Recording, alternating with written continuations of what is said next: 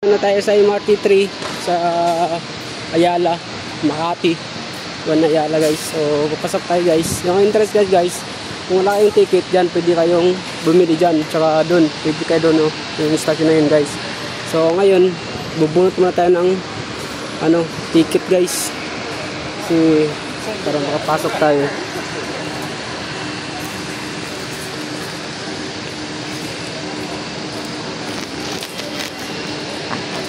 Ito yung ticket ng train guys. Ito yan guys. Gagamitin natin para makapasok tayo.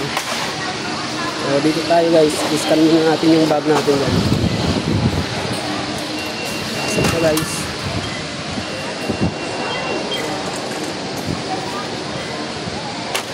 Yan guys. Dyan kayo bibili ng ticket guys. Yan ng mga tao nakapila. Kung gusto nyo sumakay ng train. Ayan guys. Itap mo lang to guys. So itap. Yan guys. Yan yung tama ang din pasok ka na guys. Yan lang.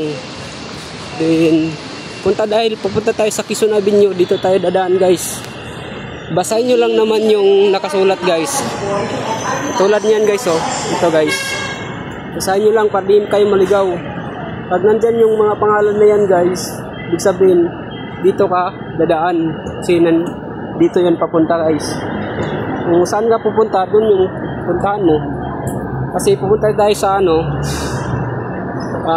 Avenue, Quezon Avenue guys. So dito tayo guys.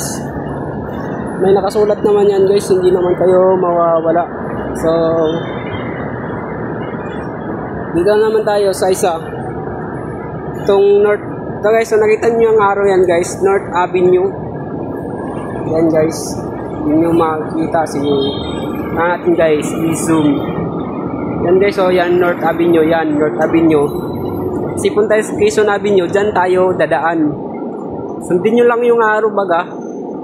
Sundin nyo lang yung araw guys. So dito guys. Oh, baka tayo guys, medyo disturbo na tayo sa mga pasahero. Balik, bilisan natin. Yan guys, yung guys, sa baba. Dito na tayo mag-aantay ng MRT or train. Guys. So, para aircon tayo guys, dito tayo sa dulo. Yan guys. Okay, may train na agad guys. Yan guys, papasok na yung train natin guys. Yan guys. Sakay lang kayo guys. Yan yung train natin guys. Sa area natin. Papuntang North Avenue or Quezon Avenue guys. Guys, oh, sobrang daming tao guys, oh. Grabe. Dito tayo, pasok tayo guys. May dadaan. Unahan ng dahil ka guys, ibang unahan namin ang tarahin guys. So, dito guys. Grabe ka, beer guys. Dito kasi sulod. Okay. Paalala mo.